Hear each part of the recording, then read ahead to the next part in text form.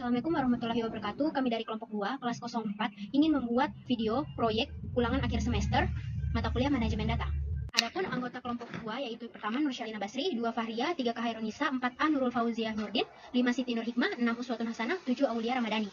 Adapun kasus yang ingin kita analisis seperti berikut, bisa dilihat di layar teman-teman. Ini adalah kasus yang ingin kita analisis.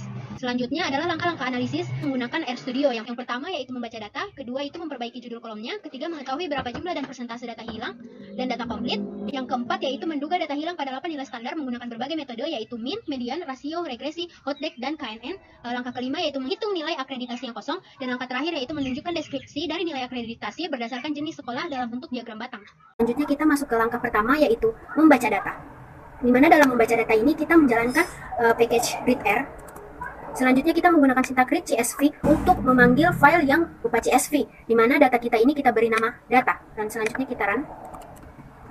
Di mana kita akan melihat beberapa data teratas, di mana terdiri dari 14 kolom, di mana kolom pertama yaitu nomor, kolom kedua itu provinsi, kolom ketiga itu kabupaten, kolom keempat itu JS atau jenis sekolah, kolom kelima itu MM, nama sekolah, dan kolom ke-6 sampai 13 yaitu S1 sampai S8. Dan kolom ke-14 yaitu akre, yang artinya akreditasi. Selanjutnya, langkah kedua itu kita disuruh untuk memperbaiki judul kolomnya. Kita menggunakan sintak call names data, yaitu untuk mengganti kolom pada data. Dan di sini ada C dalam kurung, terus ini di dalamnya yaitu vektor yang berisi nama-nama kolom baru yang ingin kita berikan kepada 14 kolom sebelumnya. Sehingga ketika kita run, kita munculkan data teratas.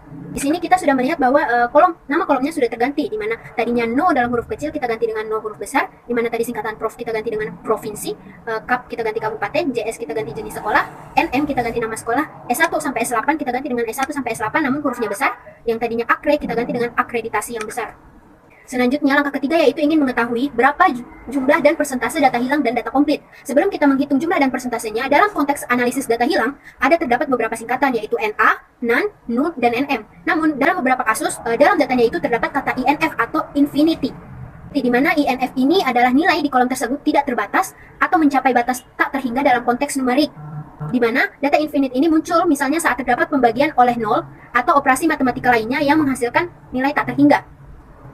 Sehingga kita perlu mengecek apakah dalam data kita ini terdapat infinite atau tidak menggunakan sintaks play data 6-13 function any is infinity, yang artinya kita ingin mengecek nilai infinite yang berada pada kolom 6-13 yaitu kolom S1 sampai S8 pada data kita, sehingga ketika kita run akan menghasilkan vektor logikal yang yaitu false dan true, di mana false yang artinya dalam kolom tersebut tidak terdapat nilai infinite, dan namun ketika logikalnya true yang artinya dalam kolom tersebut terdapat nilai infinite. Dalam pada data ini terdapat nilai infinite pada kolom S3, S6, dan S7.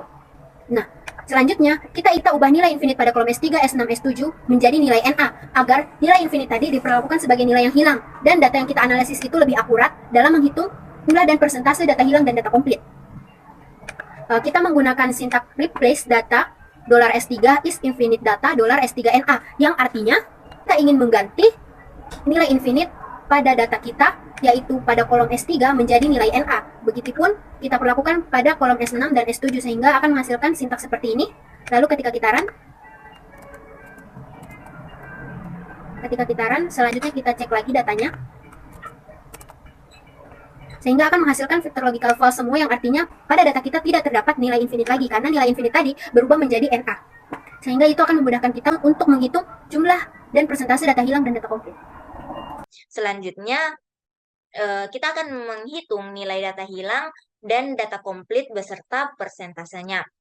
Nah, ini sintaks yang kita gunakan untuk menghitung jumlah data hilang untuk masing-masing variabel S1 sampai S8, yang mana di sini kita definisikan dengan data underscore hilang. Kita run. Kemudian selanjutnya kita menghitung total baris dengan menggunakan sintaks ini, kita definisikan dengan total underscore baris. Kita run. Nah, selanjutnya kita ingin menghitung persentase data hilang. Nah, kita menggunakan rumus data hilang dibagi dengan total baris, kemudian kita kali 100. Nah, di sini kita definisikan dengan persentase underscore data hilang, kemudian kita run. Nah, selanjutnya kita ingin menghitung persentase data komplit, yang mana di sini kita menggunakan rumus 100 kita kurangi dengan persentase data hilang tadi. Kita run. Nah, oke, setelah kita run sintaksnya, maka kita ingin melihat hasilnya dengan menggunakan sintaks ini. Kita run.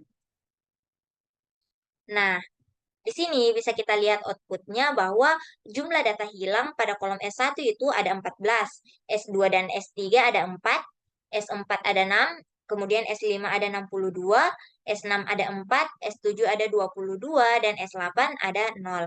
Kemudian persentase data hilang untuk S1 itu 0,29 sekian-sekian persen, kemudian untuk S2 0,083 sekian-sekian persen, begitu seterusnya hingga S8. Kemudian untuk jumlah data komplit untuk S1 itu 4797, untuk S2 4807, dan seterusnya sampai S8. Dan persentase data komplitnya itu untuk S1 99,70 sekian-sekian persen. Kemudian untuk S2 99,91 sekian-sekian persen, dan seterusnya sampai S8. Teman-teman bisa lihat sendiri pada layar. Nah, baik, untuk materi selanjutnya saya serahkan kepada rekan kelompok saya. Selanjutnya yaitu kita akan menduga data hilang pada 8 nilai standar menggunakan metode mean, median, rasio, regresi, hotdog, dan KNN. Untuk metode yang pertama yaitu metode mean. Langkah awalnya yaitu kita memanggil data terlebih dahulu. Tujuannya agar data ini dapat digunakan kembali pada metode-metode yang lainnya. Di sini kita definisikan untuk metode yang pertama yaitu dengan data 1.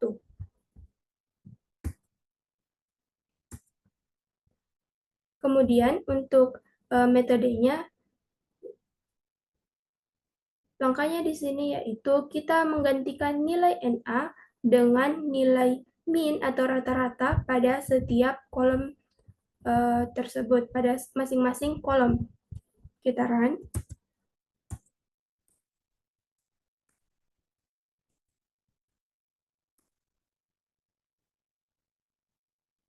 Nah, ini adalah output yang ditampilkan, di mana nilai-nilai yang sebelumnya NA pada setiap kolom di sini telah berganti menjadi nilai mean atau rata-rata dari masing-masing kolom tersebut. Sebagai salah satu contohnya dapat kita lihat pada baris ke-9 kolom S6, di mana sebelumnya nilai di sini yaitu NA. Tetapi dengan menggunakan metode min ini, nilainya kini telah berganti menjadi 79,03849, di mana nilai ini merupakan nilai rata-rata dari kolom S6 ini. Kemudian kita lanjut pada metode yang kedua, yaitu metode median. Langkah awalnya sama, yaitu kita memanggil datanya atau dengan mendefinisikannya sebagai data 2. Untuk metode median ini sama dengan metode min tadi, di mana kita akan menggantikan nilai NA dengan nilai tengah dari data yang telah diurutkan atau dengan menggunakan nilai mediannya.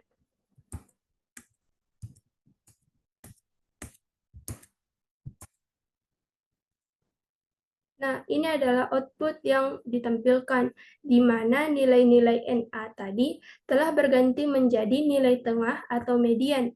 Sebagai salah satu contohnya, dapat kita lihat pada baris ke-9 kolom S6, di mana sebelumnya nilai di sini adalah NA, tetapi kini telah berganti menjadi 81. Nah, nilai 81 ini merupakan nilai tengah atau median dari kolom S6 setelah diurutkan. Baik, kita lanjut pada metode ketiga, yaitu metode rasio. Sebelum menggunakan metode ini, kita membuat salinan data asli agar dapat dipergunakan kembali pada metode ini. Kita memanggil data. Baik, kita run. Nah, di sini kita bisa melihat data awalnya. Nah, kemudian kita akan menduga data hilang menggunakan metode rasio. Data hilangnya yaitu pada baris ke-9 pada S6.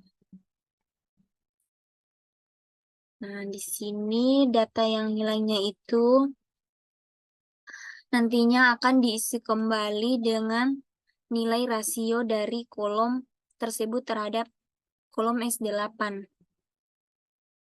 Nah, kitaran dari S1 sampai S8.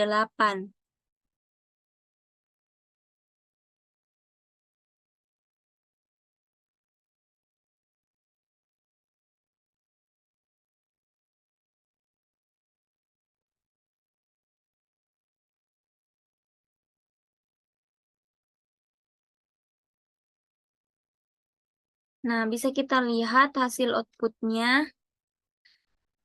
Salah satu contohnya yaitu pada data ke-9. Nah, di mana yang tadi itu datanya di sini pada baris ke-9, S6-nya itu masih NA. Nah, sekarang sudah berubah menjadi 77.75549. Nah, di mana pengisian data hilang ini menggunakan metode rasio itu menggunakan proporsi relatif dari kolom lain untuk mengisi nilai yang hilang. Nah, pada baris ke-9 tadi itu nilai S6-nya diisi berdasarkan rasio dengan S8. Sehingga nilai yang dihasilkan adalah proporsi relatif antara S6 dan S8. Baik, selanjutnya kita menggunakan metode regresi. Sama seperti sebelumnya, kita memanggil datanya terlebih dahulu. Baik, kitaran.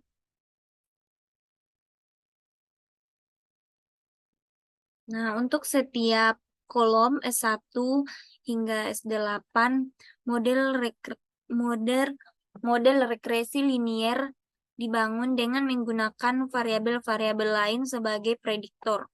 Kemudian nilai yang hilangnya diisi kembali dengan nilai-nilai yang diprediksi oleh model regresi. Baik, di sini kita langsung saja menduga data hilangnya menggunakan metode regresi. Sini kita run dari S1 sampai S8.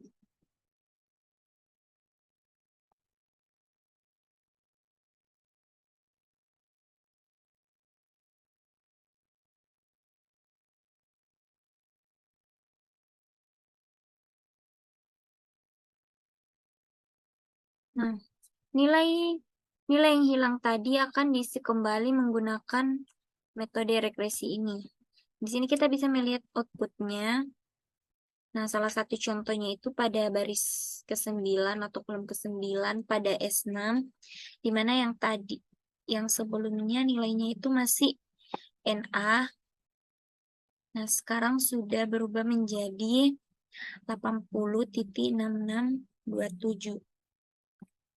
Nah, pengisian data yang hilang dengan metode regresi ini menggunakan informasi dari variabel-variabel prediktor untuk memperkirakan nilai yang hilang pada variabel respon. Nah, pada data ke-9 tadi itu dinilai berdasarkan prediksi dari model regresi dengan variabel prediktor S1 hingga S8. Selanjutnya yaitu metode 5 atau metode hotdate. Nah, sekarang pertama kita memanggil data. Kita menggunakan sintaks library dalam kolom frame. Nah, metode ini kita definisikan menjadi data 5. Kita run. Selanjutnya, kita menduga data hilang menggunakan metode hotdate. Nah, sintaks yang digunakan yaitu hotdate dalam kurung data 5. Kita run. Nah, berikut output yang ditampilkan yaitu data frame baru ya, dengan nilai NA yang telah terganti dengan nilai serupa dari observasi yang ada.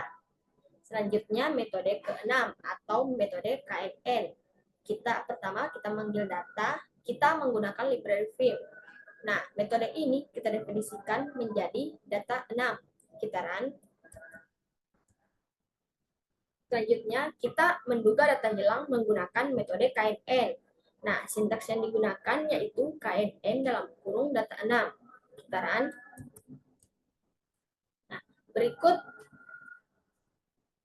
Nah, berikut output yang ditampilkan atau output yang dihasilkan yaitu data frame baru dengan nilai NA yang telah terganti dengan nilai dari tetangga terdekat atau dari observasi yang mengandung nilai yang hilang. Baik, langkah selanjutnya adalah kita akan menghitung nilai akreditasi yang kosong menggunakan data duga hasil metode median. Nah, di sini kami menggunakan data duga hasil metode median karena metode ini lebih tahan terhadap nilai ekstrim dibandingkan dengan metode lainnya. Sehingga data duga hasil metode ini bisa menjadi pilihan yang baik untuk menghindari distorsi akibat outlier. Nah, sebelum kita menghitung nilai akreditasi yang kosong, terlebih dahulu kita melihat ada beberapa data yang memiliki nilai akreditasi yang kosong menggunakan sintaks use NA sama dengan Ivani, yang mana sintaks ini akan menentukan bahwa nilai akreditasi yang kosong atau NA itu harus dianggap sebagai kategori terpisah dan dimasukkan ke dalam sebuah tabel. Nah, di sini ketika sintaksnya di-run, kita bisa melihat bahwa ternyata pada kolom akreditasi ada sebanyak 27 data yang memiliki nilai yang kosong atau NA. Maka langkah selanjutnya yang harus kita lakukan adalah menghitung ke 27 nilai akreditasi yang kosong ini. Nah, untuk menghitung nilai akreditasi, karena awalnya kan nilai akreditasi ini diperoleh dari rata-rata ke-8 standar, yaitu S1 sampai S8. Maka langkah pertama yang harus kita lakukan untuk menghitung nilai akreditasi yang kosong adalah menghitung rata-rata dari ke-8 standar terlebih dahulu. Nah, di sini untuk menghitung rata-rata dari ke-8 standar bisa menggunakan sintaks ini. Kemudian di sini kita bisa melihat nilai rata-rata dari ke-8 standar yaitu S1 sampai S8. Kemudian langkah kedua yang harus kita lakukan untuk menghitung nilai akreditasi yang kosong adalah dengan menentukan nilai akreditasi berdasarkan nilai rata-rata ini. Pada sintaks untuk menentukan nilai akreditasi berdasarkan rata-rata, di sini kita membuat 4 asumsi berdasarkan ketentuan nilai pemberian akreditasi. Nah, asumsi pertama atau kondisi pertama adalah ketika nilai rata-rata yang kita peroleh itu lebih besar dari 80 atau sama dengan 80, maka rata-rata tersebut akan dikategorikan sebagai A.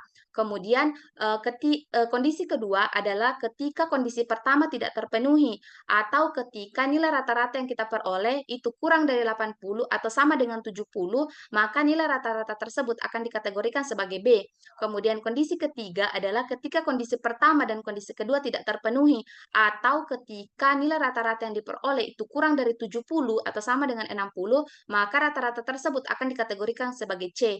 Kemudian kondisi yang terakhir adalah ketika ketiga kondisi ini tidak terpenuhi atau ketika nilai rata-rata yang diperoleh itu kurang dari 60, maka akan dikategorikan sebagai TT. Di sini kita bisa melihat data akreditasi berdasarkan rata-rata dari ke-8 standar. Kemudian langkah selanjutnya adalah kita akan menampilkan distribusi nilai dari akreditasi setelah nilai yang kosong itu diisi berdasarkan rata-rata dari ke-8 standar. Nah, dari output yang kita peroleh di sini kita bisa melihat bahwa ternyata pada kolom akreditasi sudah tidak memiliki nilai yang kosong atau NA. Kemudian dari output juga kita bisa melihat bahwa sebanyak 2.847 sekolah itu memiliki akreditasi A. Kemudian sebanyak 1.423 sekolah memiliki akreditasi B. Kemudian sebanyak 457 sekolah memiliki akreditasi C. Dan sebanyak 84 sekolah itu dikategorikan sebagai TT. Mungkin cukup sekian pemaparan materi dari saya. Untuk materi selanjutnya akan disampaikan oleh rekan kelompok saya. Bagian 6 menunjukkan deskripsi dari nilai akreditasi berdasarkan jenis sekolah dalam bentuk diagram batang. Pertama, kita akan memanggil library terlebih dahulu, yakni library ggplot2. Di sini digunakan untuk membuat visualisasi data. Kita run. Kemudian kita menghitung jumlah setiap kategori akreditasi berdasarkan jenis sekolah. Di sini kita menggunakan dataset data 2. Kita run. maka akan muncul sebuah tabel yang berisi jumlah data untuk setiap kombinasi nilai akreditasi dan jenis sekolah. Kemudian kita mengubah data menjadi format yang sesuai untuk ggplot.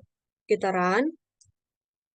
Di sini kita mengubah akreditasi jenis sekolah menjadi sebuah data frame, yakni akreditasi DF. Kemudian dua sintaks berikutnya kita run. Di sini kita mengubah var1 atau kolom nilai akreditasi dan var2 atau kolom jenis sekolah menjadi sebuah faktor.